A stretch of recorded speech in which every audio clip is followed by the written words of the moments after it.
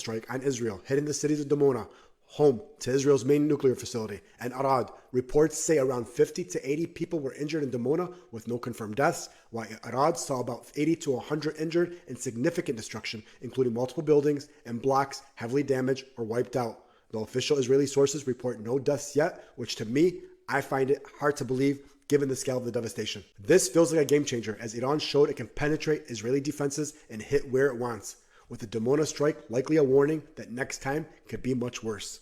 Netanyahu visited the site today, playing the victim by saying if you want proof that Iran endangers the entire world, in the last 48 hours, Iran has been targeting civilian areas.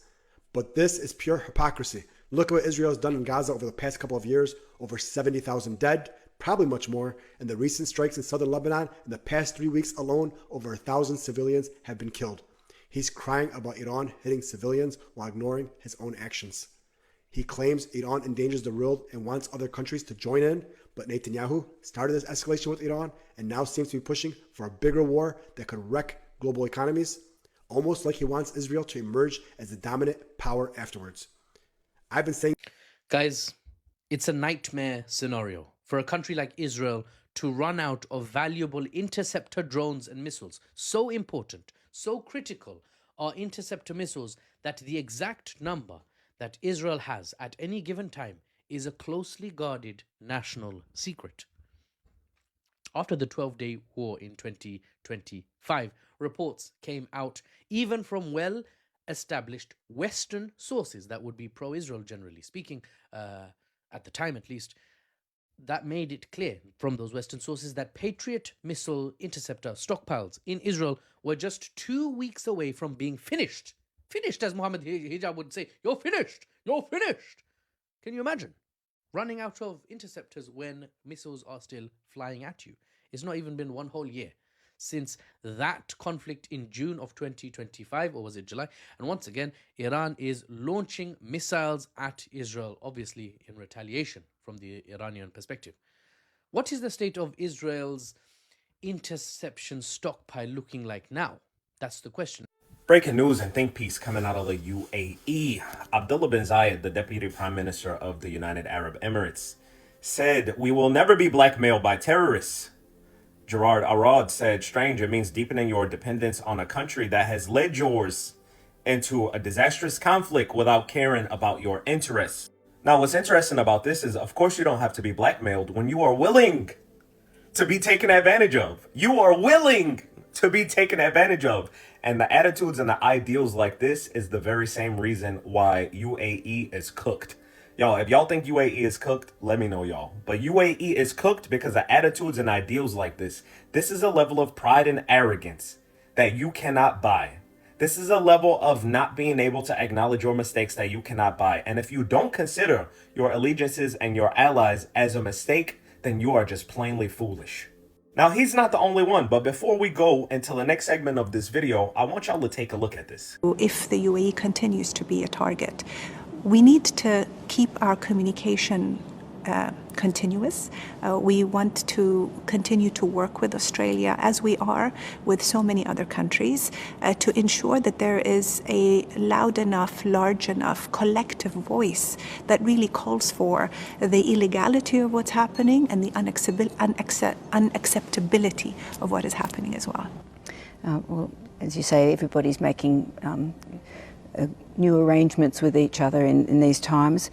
What does the war mean for agreements reached between the UAE, the United States and even Israel? Things like the Board of Peace, the Pledge of Investment in the United States, the Abraham Accords. How does it change the dynamics? It doesn't. It doesn't. If anything, we are doubling down on our friends. We are further cementing the strong ties that bind us.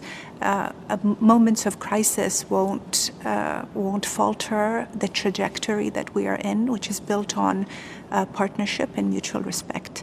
We need to have less wars in our region and around the world, less conflict, less instability, and less fragmentation. The Board of Peace was a framework that was put forward to bring voices together to try to tackle it. We are committed to that. Our investment in that continues. And I do want to add that for Gaza specifically, we've put in close to $3 billion in support of the Palestinian people in Gaza, and will continue to do everything we can to alleviate that suffering.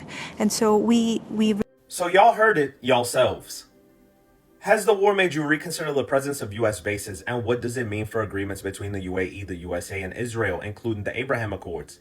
And this minister, Dr. Reem al-Hashimi, said it doesn't. If anything, we are doubling down on our friends. So it's not just the Deputy Prime Minister of the UAE. It's also the Minister of State for National Cooperation. We are doubling down on our friends. Never have I seen anybody who goes to the aid of evil friends when they have been publicly outed for their evil and say, you know what? Don't worry. We're here. We're here. Can somebody tell me what is going on in the UAE? Can somebody tell me? Furthermore, she said moments of crisis won't falter the trajectory that we are in with our friends. So you acknowledge, or they won't acknowledge. Never mind, they won't acknowledge. But you know, they know the evil that their friends are doing. And they know the evil that their friends have also gotten them involved with. But it won't falter the trajectory. For this, I have to respond to you with the Holy Quran. There's a central theme located at 3 areas in the Holy Quran, and that central theme is, for evildoers, there will be no helpers. Okay? So when you know, whether you close your eyes to it or no, when you know that your friends are doing evil, you say, no, no, no, no, no. We won't abandon you. Even though we know what you're doing is wrong, but we won't abandon you. All right? For evildoers, there will be no helpers. So you all in the UAE can't help yourselves, but you don't want to abandon your friends? Willing to sacrifice your own Emirati residences and all of the infrastructure that you've built up for the past 40 years. No, no, no, no, no. When our friends in Israel and the USA, they doing evil, we're never going to abandon them. This will not change the course of our trajectory. Right? But even right now, your friends are proving they can't even help themselves. And you can't help yourself. Yet you are going to make sure that you are there for your friends that can't help themselves while you can't help yourself. And when it comes down to it, your friends are not going to help you also? Make it make sense. One more. Should I keep going or one more? Let's go one more. This is a UAE post. This is for the UAE.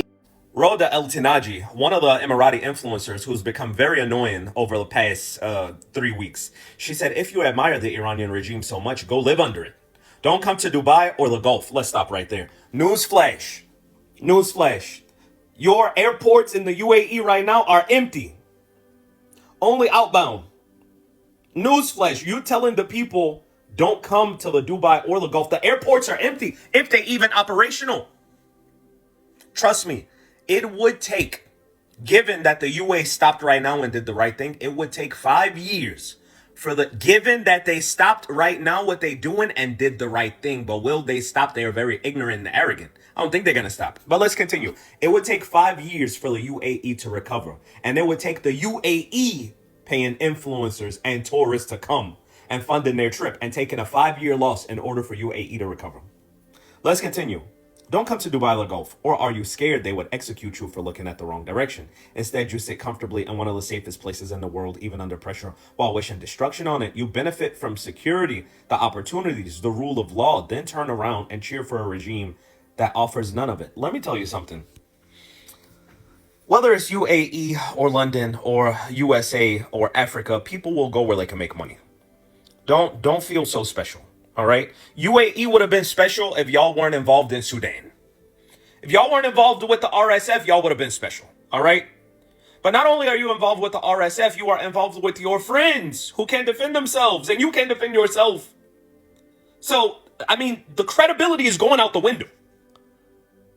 Then she said, you don't get to enjoy safety and advocate for chaos at the same time.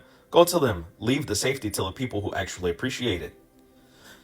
Leave the safety to the people who actually appreciate it, but at the same time, you are championing the people that are the cause of chaos in your country. So, do you appreciate the safety, or are you encouraging and advocating for the opposite of safety?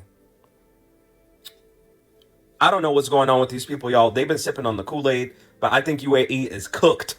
But I might be wrong. I might be wrong. Let me know what y'all think about UAE. You know who's gonna benefit from all of this in the long run? Oman. Trust me. Oman is going to be the biggest benefactor from all of this, because I'm telling you, I'm talking to people all the time. Everybody that was considering moving to UAE, Qatar, Kuwait, Saudi, everybody now is rethinking and changing their plans. And guess what? Oman is looking very lucrative, because Oman doesn't have Omani influencers online talking like this. Oman doesn't have ministers online talking like this. And Oman doesn't have a deputy prime minister of a country online contradicting himself like this. Holy moly, it is 4:02 a.m. Follow me for more breaking news, updates, think pieces, analysis, and beyond. Cooked. How you say cooked in Arabic?